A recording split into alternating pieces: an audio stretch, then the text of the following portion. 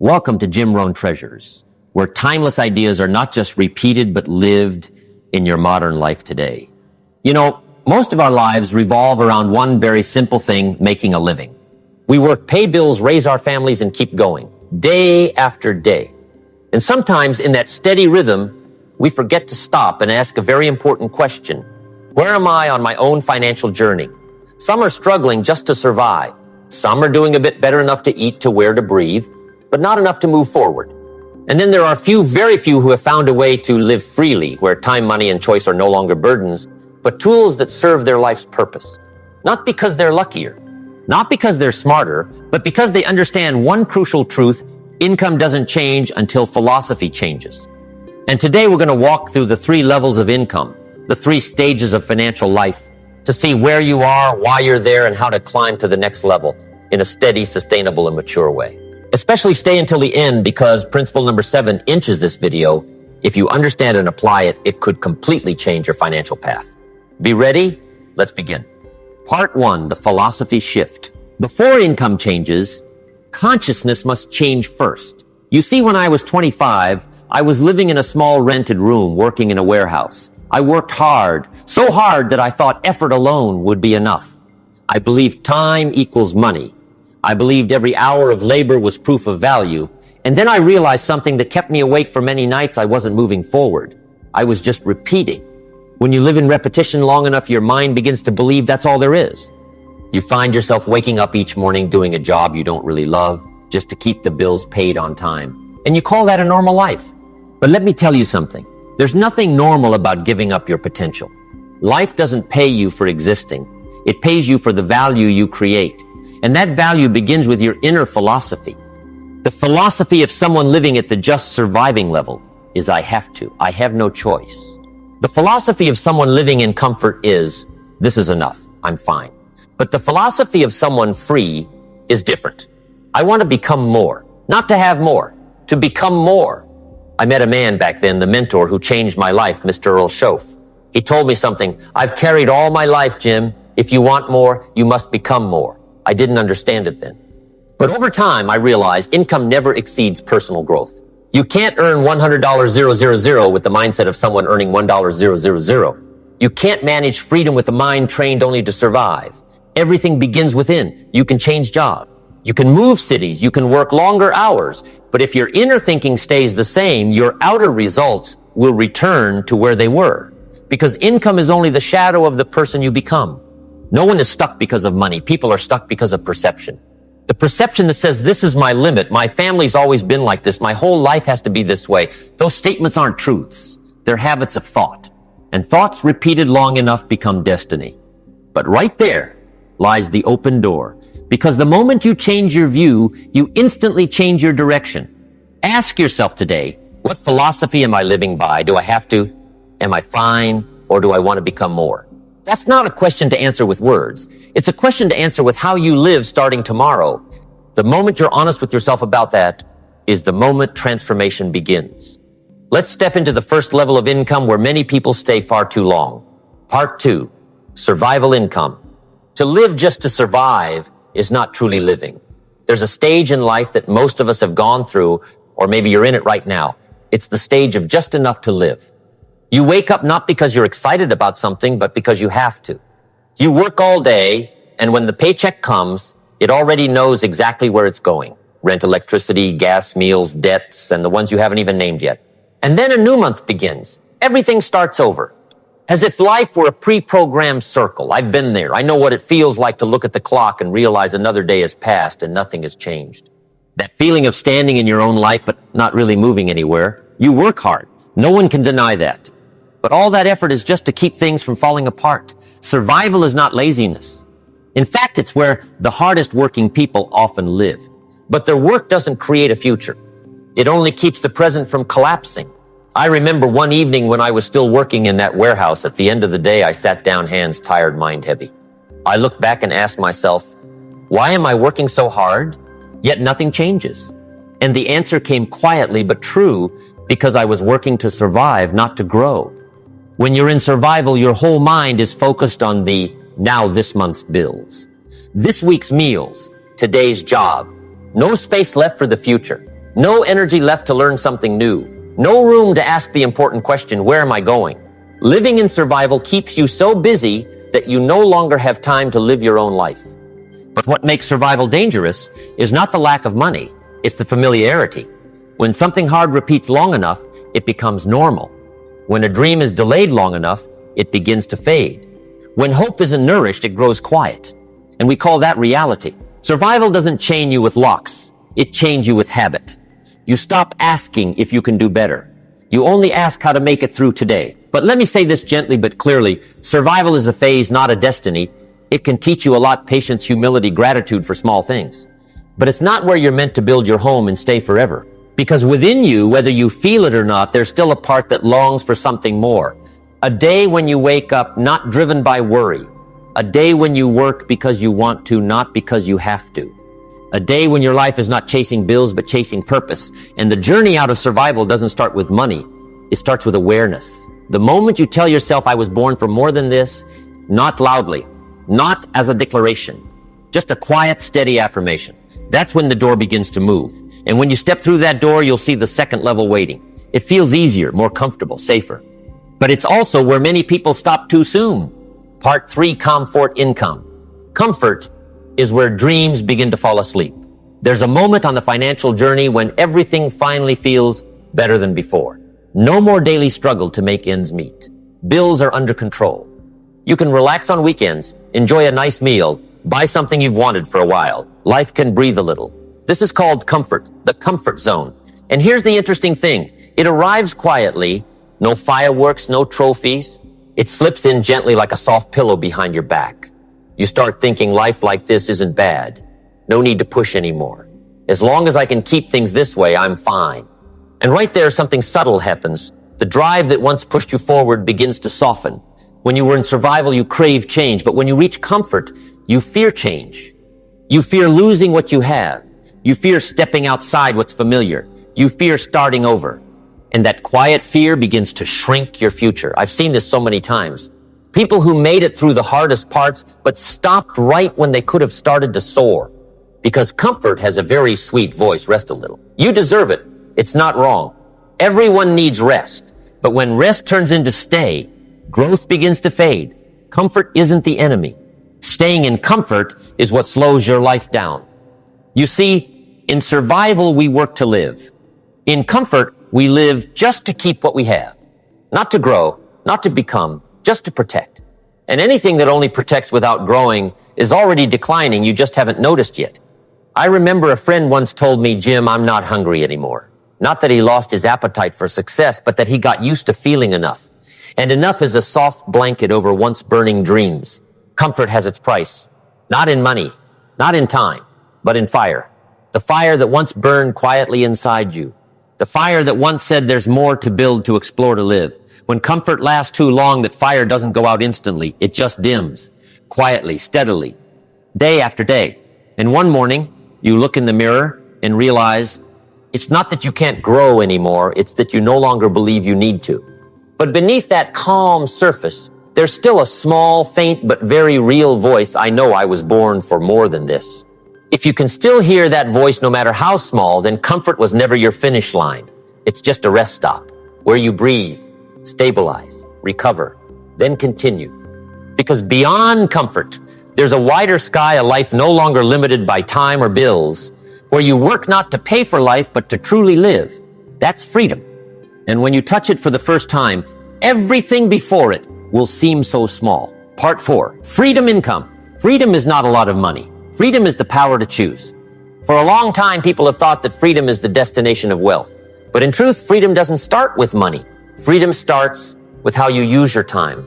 There will be a day in your life when you realize time is the real currency. And money is just a tool to exchange for what you need. When you're in survival, you work to live. When you're in comfort, you work to maintain. But in freedom, you work for meaning. I remember the first time I stepped out of comfort to seek freedom, not because I wanted to own more, but because I wanted to choose. I wanted to choose when I work. I wanted to choose whom I work with. And more importantly, I wanted to choose why I work. Freedom is not rest. Freedom is not doing nothing. Freedom is when you are no longer forced to do. You can do. you want to do, you choose to do, but you're not compelled to do. And that creates an entirely different life. You'll find life becomes broader, no longer confined by necessity, no longer held back by the fear of scarcity. Instead, there is a deep, quiet space, a space where you can think, create, give, build something meaningful. Freedom is not more. Freedom is enough and self-directed, enough to not fear tomorrow, enough to not have to chase anyone, enough to spend time on what matters most. You see, in freedom, time is no longer chasing you. Money is no longer your master.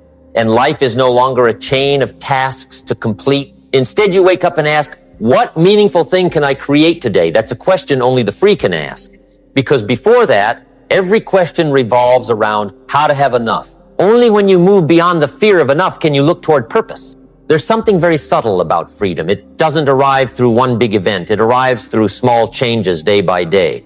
Not a single breakthrough moment, but a quiet transformation within. Freedom begins when you learn to refuse what's unnecessary.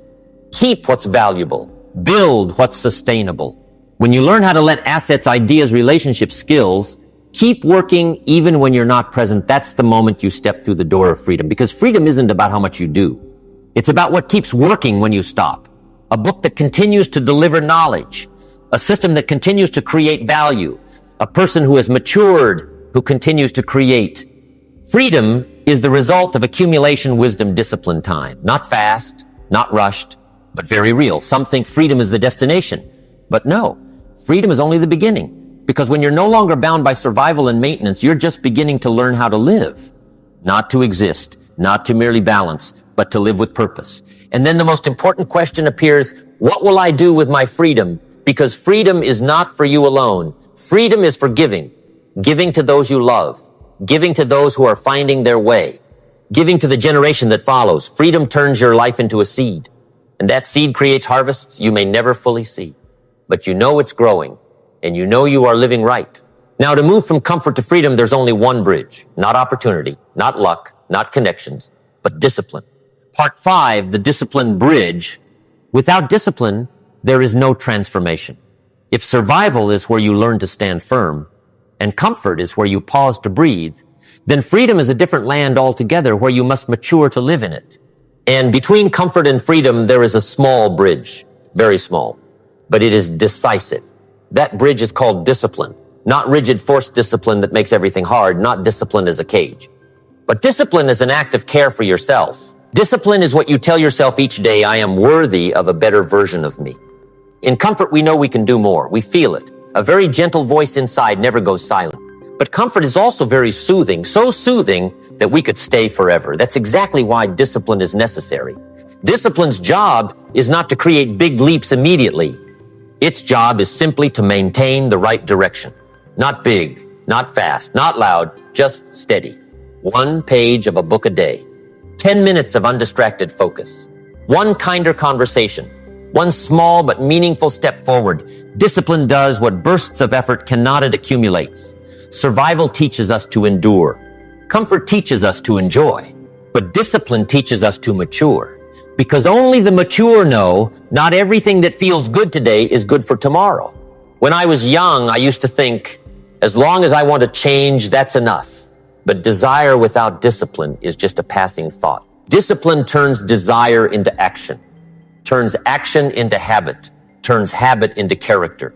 And character creates your life. Many people stop at comfort not because they don't know what to do, but because they don't sustain what they know. They have moments of brilliance, they understand, they see, they want. But then the next day comes, and they return to the familiar, the same old thinking. The same old habits, the same old results. That's why discipline isn't about trying really hard. Discipline is choosing not to go back, not going back to the old ways, not going back to the old reasons, not going back to the old story about yourself. Discipline is the gentle but steady way you say, today I will take 1 step, even a small one. And the next day I will take 1 more step. And then, on a very ordinary day, nothing special, you look back and realize you've gone much farther than you ever thought. Not because of the strong days, but because of the gentle days when you showed up. Freedom isn't for the perfect. Freedom is for the persistent. Because when you persist long enough, something else begins to appear value. And value, not time, is what the world actually pays you for. Now we move to the next principle. The foundation of all sustainable income. What determines how much you're paid and why? The law of value. Part 6, the law of value. The world doesn't pay for effort. The world pays for value. There was a long time in my life when I believed if I just worked harder, I would get more. I worked from morning till night. I took extra shifts, grabbed every opportunity I could. I used effort to trade for enough. But then I realized a truth that left me silent. Two people can work the same number of hours and be paid entirely differently. Not because one is luckier, not because one is smarter, but because one creates different value. And the world pays according to value, not hours. That is the law of value. One person can work 8 hours and receive 10 units. Another can work 8 hours and receive 100 units. The difference isn't in the time, the difference is in the person within that time. If you increase your hours, income only rises to a point. But if you increase your own value, your income changes along a completely different trajectory. And that value doesn't come from luck. It comes from what you learn, what you practice, what you understand, and what you can deliver to others. Someone once told me, Jim, I need more money. I really do. And I responded gently, the market doesn't care what you need. The market only pays for what you contribute. Not because the world is cold, but because that's how value is sustained and spread. If I contribute more, I receive more. If I contribute less, I receive less. Not emotional, not biased, no exceptions. The law of value is very fair. Those in survival don't lack time. Those in comfort don't lack opportunity. They simply lack value converted into contribution, because we can only receive in proportion to the person we become. I remember the day I met Mr. Schoaf, my first mentor. He said to me, Jim, if income isn't changing, it means the person inside hasn't changed. I've kept that sentence with me for 60 years. It's so simple that many overlook it, but it's the key that opens every door. Want more, become more. Not run faster, not do more, but increase your own value little by little. A skill refined, a mindset change, a good thing done right, a small thing done consistently. You don't need to leap. You just need to grow a little each day. Because value grows by accumulation, not by explosion. And there's something beautiful about the law of value. Value can't be taken away. If you lose your job, the value stays with you. If you lose your assets, the value still stays with you. If you have to start over, value is your new starting point. People with true value never start from zero. They start from themselves. That's why freedom is more sustainable than money. Because freedom is built by the person you become, not by what you own. If today you want to know what your income will look like 3 years from now, don't look at your wallet. Look at, what are you learning? Whom are you training yourself or others? What kind of person are you becoming? Because income follows the person you are growing into. Not ahead, not behind, alongside. And when you begin to become a person of greater value, something else opens up on the journey leverage. No more working alone. No more working by hand. No more working by sheer effort. You work with systems, skills, ideas, relationships, influence, vision. That's when the work works for you even when you pause. Part 7, leverage. When your strength hits its limit, wisdom steps in. You can work hard, you can work well, you can work longer than others. But no matter how much you do a day, still has only 24 hours. A body still has only one limit. A mind still has only so much endurance. That's where leverage begins. Leverage is not doing more. Leverage is letting what you create keep working even when you stop. There are 3 kinds of leverage in life. 1, people leverage. When you deliver value to others, others will join you to create something bigger than you could alone. Not using people, but growing together. 2, intellectual leverage. A right idea can travel farther than your hands. A right mindset can live longer than you. A right word can change a generation. 3, system leverage. A right system will keep running even when you sleep. It could be a book, a lecture, a business, a process passed on. When I was young, I worked by brute force. But as I matured, I learned to work by meaning. I realized strength can only create the present. Wisdom can create the future. Leverage doesn't replace effort. It multiplies it. I used to go from city to city, from hall to share what I had learned. But then I realized if I only spoke with my own voice, I could reach only a certain number of people for a limited time. So I started recording. I recorded every talk, every lesson, every reflection. I packaged them into cassette tapes. And those tapes went to places I had never set foot in. They spoke for me. They taught for me. They opened doors for me. That's leverage. That's intellectual leverage. But leverage doesn't show up when you're still in survival. At that time, you don't have the space to look far. You're just trying to keep from sinking. Leverage doesn't show up in comfort either. because comfort stops you from seeking. Leverage only appears when you ask a different question. No longer asking, what must I do to have enough? But asking, what can I create that continues to live without me? This question is very quiet, but it changes the entire direction. Leverage is where slow motion creates long-term results.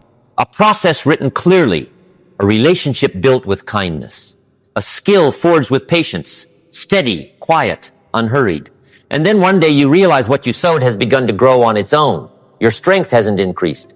Your time hasn't increased, but your impact has increased. That's the moment life begins to expand beyond your own limits. When leverage is working, you no longer live by the rhythm of need. You live by the rhythm of purpose. And there you'll understand freedom doesn't come from doing less. Freedom comes from what you create being able to stand without you. But when you attain freedom, a new question appears. What will I do with my freedom? Because freedom is not the destination. Freedom is the beginning of responsibility. Part 8, Purpose and Legacy. When you no longer have to live for today, you begin to live for what remains. Freedom opens a vast space. In that space, for the first time, you can sit down very slowly and ask yourself a question. You may never have had enough breath to ask before. What am I living for? Not what is my job, not how much do I earn, but what in my life truly matters. When you're in survival, you can't ask this. You're busy existing. When you're in comfort, you don't ask either. You're busy keeping everything intact. Only when you step into freedom, when the noise of worry has quieted, do you truly hear your own voice. And that voice is usually very gentle, not loud, not urgent, not showy. Just a very small reminder. There is something more important waiting for you. Purpose is not something you find by rushing. It appears in quiet moments when you sit alone, when you look back on the road you've traveled, when you're deep enough to see that everything you've achieved matters less than the person you've become. Some think purpose must be grand, building an empire, making a big change in the world. But sometimes purpose is simply becoming a person you respect, nurturing your family with love, not just responsibility. Making tomorrow a little better than yesterday, just a bit, is enough. Living a life you can look back on and know is right. Purpose isn't measured by size. Purpose is measured by truth. And then when you live with purpose long enough, you reach the final thing in this journey. Legacy, legacy. Legacy is not what you leave behind after you're gone. Legacy is the influence that remains in the people who have passed through your life. Legacy can be a word at the right time, an act of kindness no one knows about, a patience you give your children, a lesson you live, not just spoke. Legacy doesn't have to be big. It just has to be real. The most beautiful thing about legacy is you cannot fake it. Because legacy isn't in what you say, it's in who you've become. A truly free person doesn't leave the most assets. They leave the most light. That light may be very small, like a candle in a dark room. But with a single candle, darkness is no longer darkness. When you live with freedom, purpose, and legacy, life is no longer a struggle. It becomes a natural flow. You learn, you grow, you give, you leave behind. And remember this, no one truly walks alone. Someone is always watching you, a child, a friend, a colleague, a person whose name you may never know. How you live, not what you say, is teaching them. And it is there that legacy is passed on. Quiet, gentle, deep. You see, the journey we've just walked isn't a journey of money. It's a journey of the person. From survival to comfort to freedom to purpose to legacy. It's not a journey upward. It's a journey inward. Now, there's only one last thing to do. Close the journey and open the question for yourself. The journey doesn't end here. It has only just begun within you. If you've listened this far, perhaps you felt something move very softly in your mind. Not a blaze, but a small sound like a door slightly ajar. That sound says, I know I can live more than this. Not loud, not proclaimed, just a very quiet awareness. The 3 income levels, survival, comfort, freedom, are not a measure of money. They are a measure of awareness. And that awareness doesn't change all at once. It changes day by day in tiny actions that sometimes no one sees. No one steps into freedom overnight. They step little by little with a decision, a habit, an honest choice. You don't need to run. You just need to move. One step today, one more step tomorrow. Then one day with no drums, no soundtrack, you realize you've gone far from where you once stood. And that didn't come from luck. It came from the person you nurtured within. Freedom is not a reward. Freedom is the consequence of becoming yourself fuller, clearer, deeper. So return to your life, but return different. return with a bit more awareness, a bit more gentleness for yourself, a bit more courage to take one small step each day. And then each step you take will become part of the legacy you're creating, even if you don't realize it. Because legacy isn't what we leave after we depart this life. Legacy is how we are living today. Thank you for walking with me on this journey. If you feel this video resonates with you, stay. We still have so much to explore together. See you in the next lesson.